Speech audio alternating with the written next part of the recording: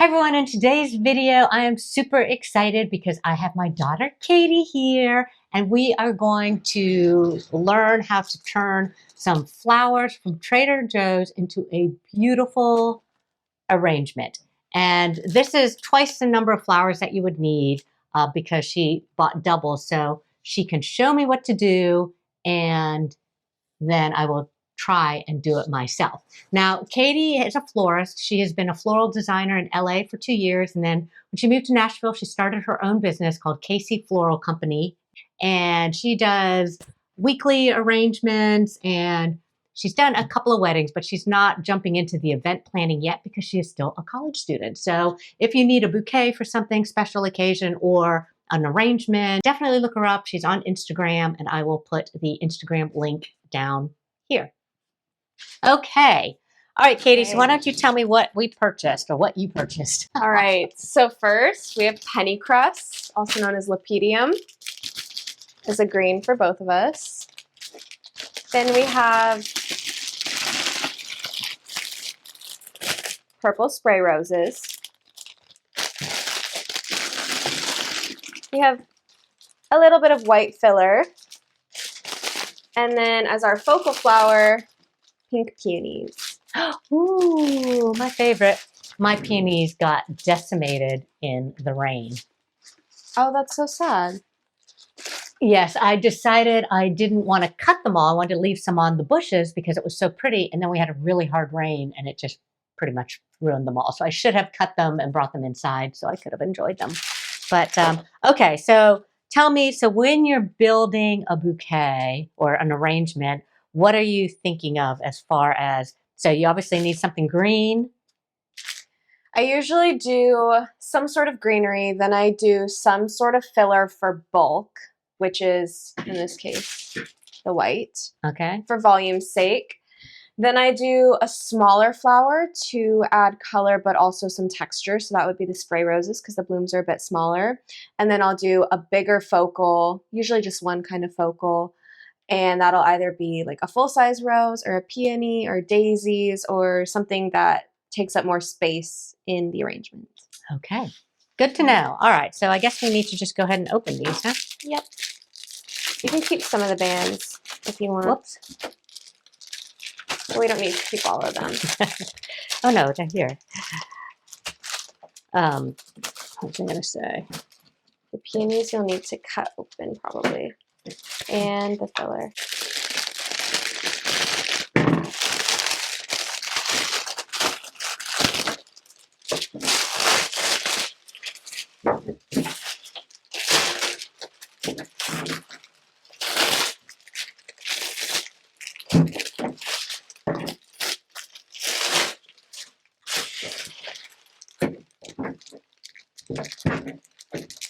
Okay, so when you first bring your flowers back from the grocery store, let's say you're not ready to do whatever we're doing here, arrange them. What do you recommend? Do you recommend, I know putting them in water, but do you recommend opening one of these little things while you're sticking them in water while you're waiting, or? Yeah, you definitely can. You'll get pretty much flower food with every bunch that you grab, so you generally will have a lot of leftovers. I always have a bunch of these sitting in the house just from all the flowers that I buy.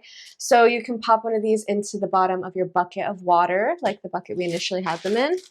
And this one, did Trader Joe's give you this one? Yep. Yeah, so when we left Trader Joe's, because she bought so many flowers, she asked for a bucket and they gave her a nice big bucket. Yeah, so you can just mix flower food into the bottom of that. And then if they look calloused at the bottom, like these two, where it's not like fresh white, this is what an uncalloused bottom would look like. Let's see if you can even see the difference. Probably not. But you never know. We'll try and zoom in. All right. Oh, yeah. So this is the I can see, between the bottoms. Oh, yeah. Big difference.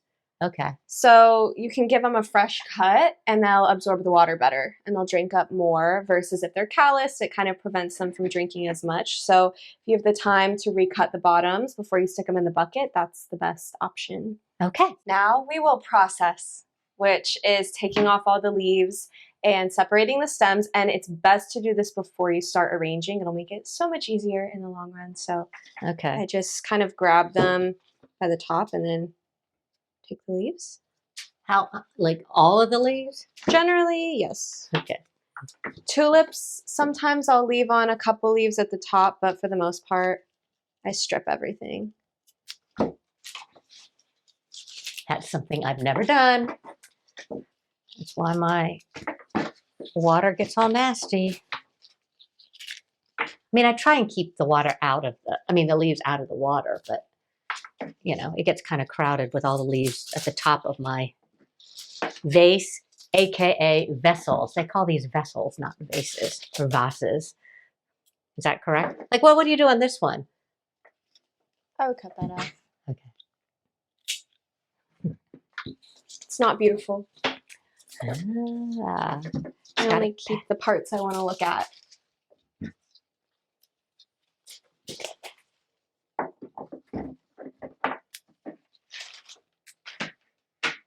And then for something like this filler, I would separate it into several stems. Okay. If it starts to fork toward the bottom, that's when I pull them off. If it's forking closer to the top, then I just leave it. And the shorter pieces, I might not use, so I'll put them to the side. Okay, filler. I missed that already. So this is a shorter piece that you wouldn't use. But see something like this? Uh-huh. I could still use that. That's long enough. So Okay. I'll keep that. And so so you're looking for still a pretty long, unadorned stem. Is that good, or do I keep going? No, I would keep it there. Okay.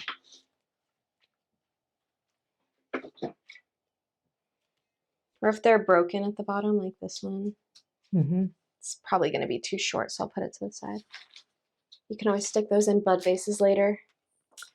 Oh.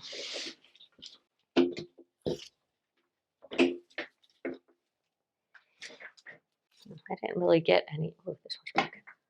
Any long enough stems. What do you mean? Like you showed some. Well, like this one. Would I take this one off?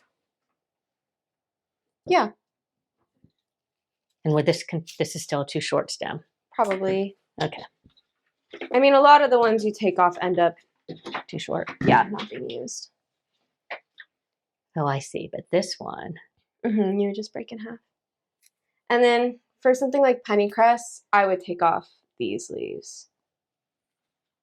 And then just leave the bulk at the top. So how would you know how far down? I need step-by-step instructions. I would just go from here down. Okay, so kind of the last branching. Because you don't really want to be holding on to leaves. Like, if it's in my hand, I don't want the leaves to be between my fingers. But I do want the leaves at the top, so I'll just take... So what do I do, like in this instance? You'll probably be able to use that one. Okay.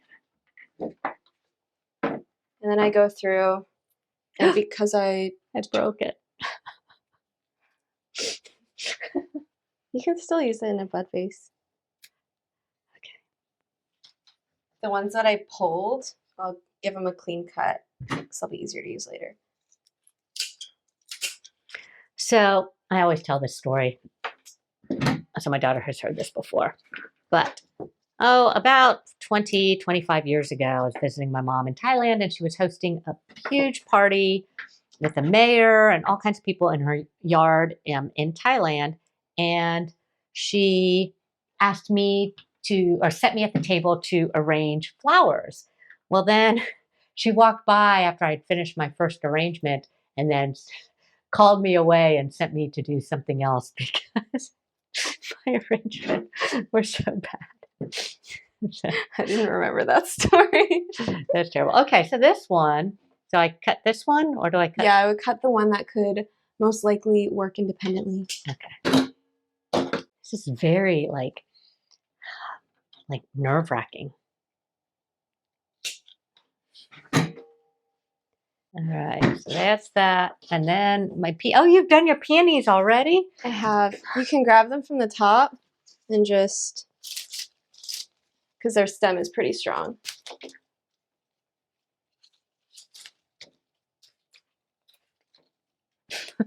Yeah.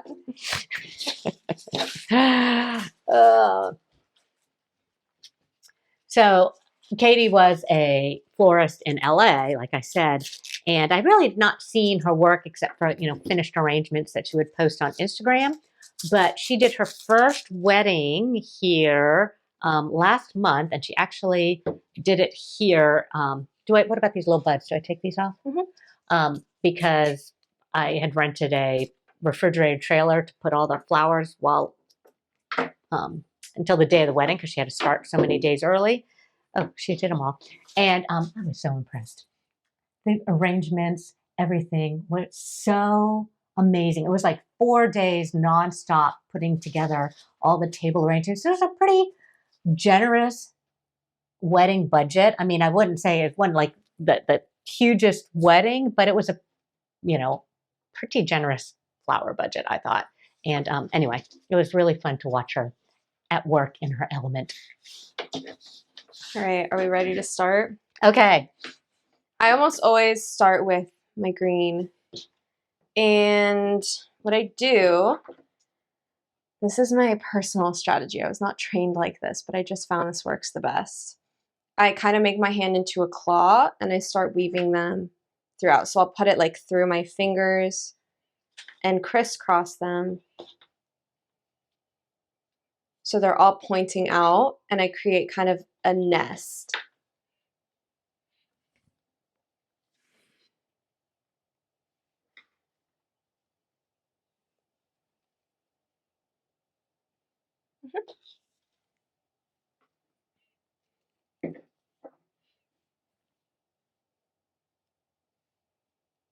Now, did I need to make my stems the same length or anything like that before I started? Nope. I would just say something like this. If you can see it's curling. Those make it a little harder sometimes. Okay. So I usually cut those off so that it's a stiff end. Okay. Makes it easier. But they don't need to be the same length. You'll trim them at the end.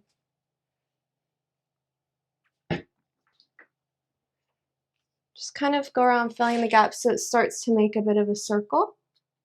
And then where you see a gap, you would just put a new one. I need a little piece.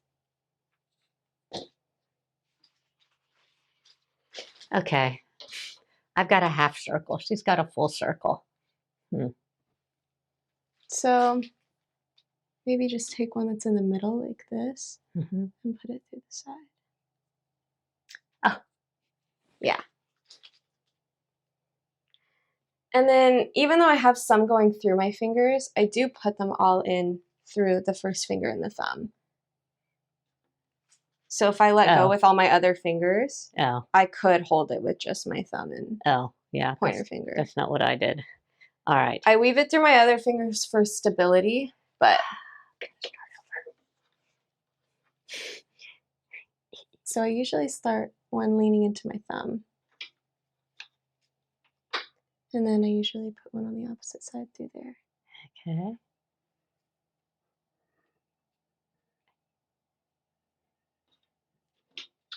And put one at this angle. It does get kind of hard when you're aiming them toward the palm of your hand, but yeah. So this one, weaving through your fingers. And see, now look at your shape. It's really good.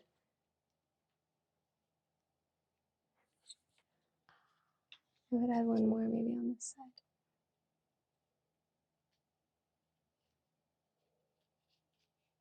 There we go. We've got a nest. Got a nest. And it doesn't have to be perfect too, because things kind of move in your hand and as you add other stems. Okay. So make a nest.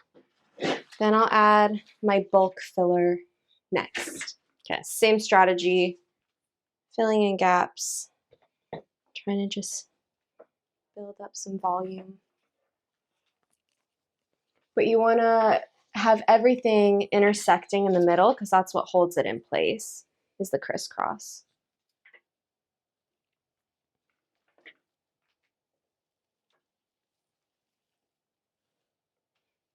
I feel like my bulk is a lot bulkier than your bulk.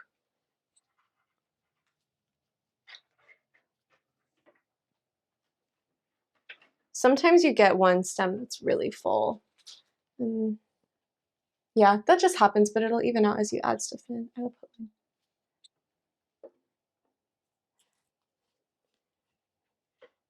And at this point, you don't have to keep it so flat. You can start bringing it a little bit more between that thumb and pointer finger to make it easier to hold if you want, because now you've established your shape already.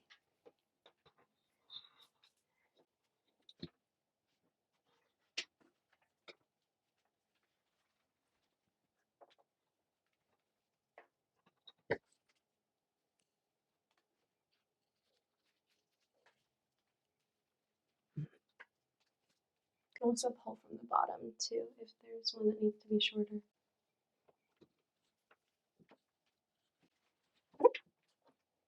I would almost take some of these fillers and bring them lower. Just a little, like that. Maybe not even that much. And some much lower. Okay. Just to give a variety of height. Now we didn't practice this, so this is raw. Mine's flat on this side. You can just maneuver how you're holding it. Even rotate it within your hand.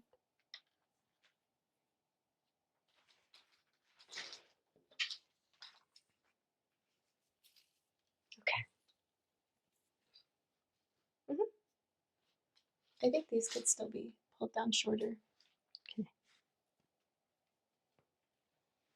When it gets too long above where you're gripping it, that's when they can all end up super vertical and less of a flared nest. Okay. Okay. This one can go shorter too. Yeah, that's good. Okay. Then I kind of work in least to greatest size of the focal. So it'll go leaves, filler, small focal, large focal. Okay. So I'll do spray roses next. I think when in doubt, you can kind of do a spiral, place them on the outside and work your way in to cover all your bases. Like you put one here, here, here, here, here, here, you know? How far do I pull them? I would pull it out a little bit. You want them to be near the top so that they don't get lost in your greens.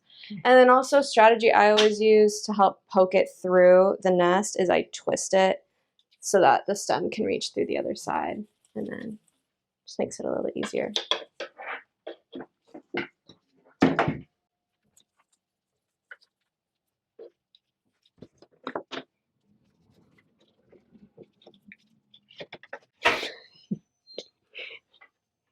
In. Go in. Do you try twisting it? No. Twist, twist, twist. Nice. Helps it go through without breaking the stem.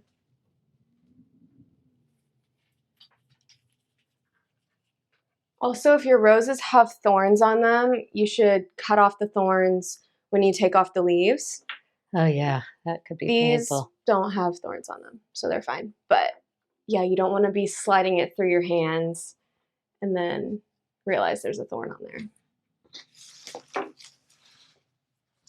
This one's being strange. Also, sometimes they are curved. Yeah. Like this stem. So you got to be strategic with where you want to locate that one. I would put a straighter edge on the side so I can control it more. Now I'm also will admit mine are kind of going straight down. I'm not necessarily twisting it in through. Is that bad? Mm-mm.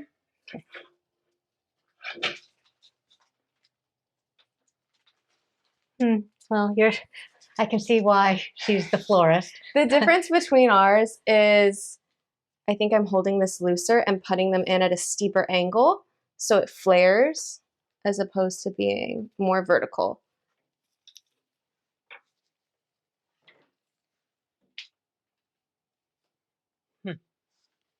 And you can also like loosen your grip a little bit and pull things out to help with your shape.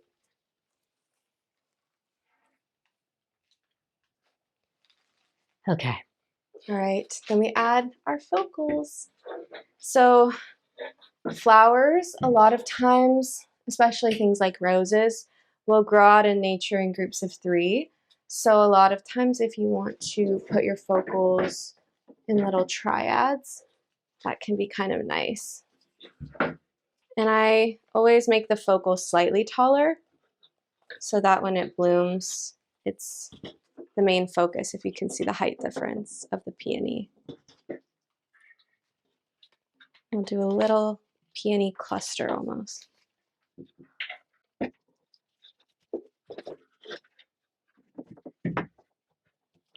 These are thick stems.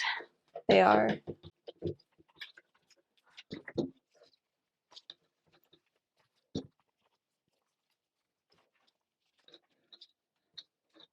So I'll do my one cluster of peonies to give a place of visual interest for the eye to be drawn to, and then I'll sprinkle the other peonies throughout.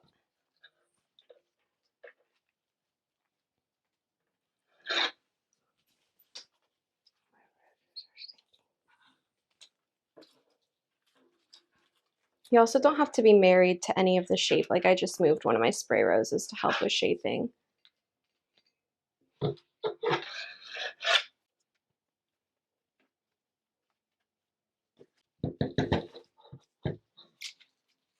This peony is on its last leg already. It's going out. Be opened. So, oh, look at this. I dropped a rose.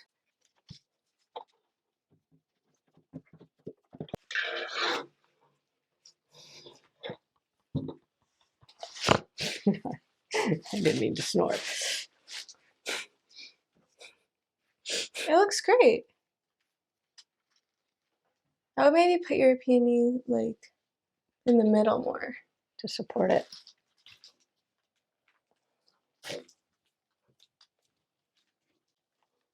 Twist, twist, twist. Twisting actually works. It's kind of funny, huh? So then I have my little cluster of peonies here.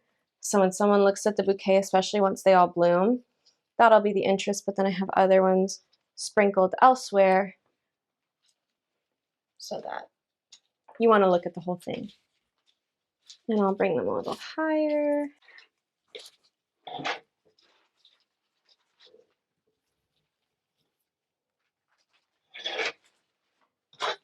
Bring this one taller.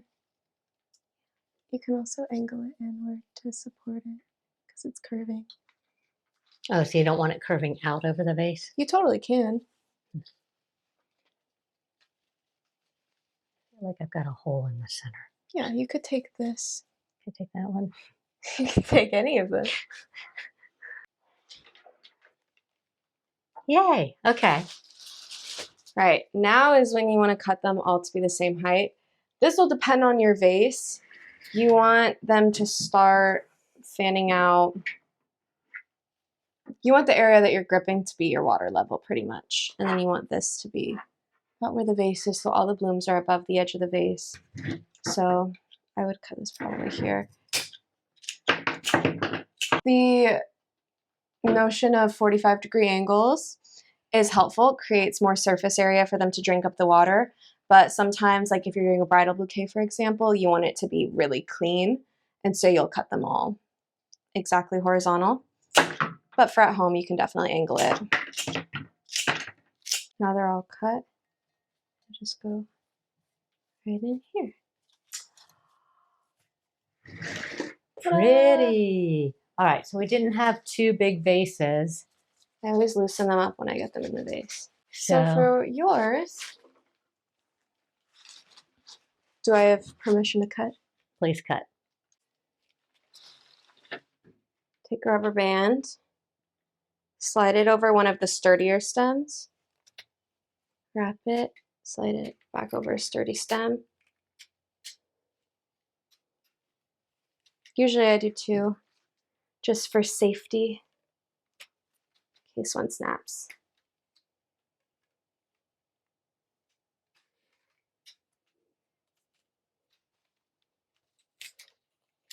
And this would be one that you could just give to someone like that.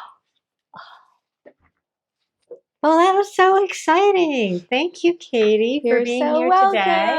I hope you guys all enjoyed this little lesson on how to take Trader Joe flowers or grocery store flowers, but these all came from Trader Joe's, and turn them into something spectacular. So the difference is, because when I usually go, I'll just grab an already pre-made bunch and just dump it right in the vase. But this way you can create your own color combinations and put your favorite flowers in. If you choose, you have 5 different things. We have greenery, filler, no, we have 4. Filler flower and main flower. So, okay. Well, thank you so much. And I hope you guys enjoyed this little lesson. Thank you so much for watching, and we will see you next time.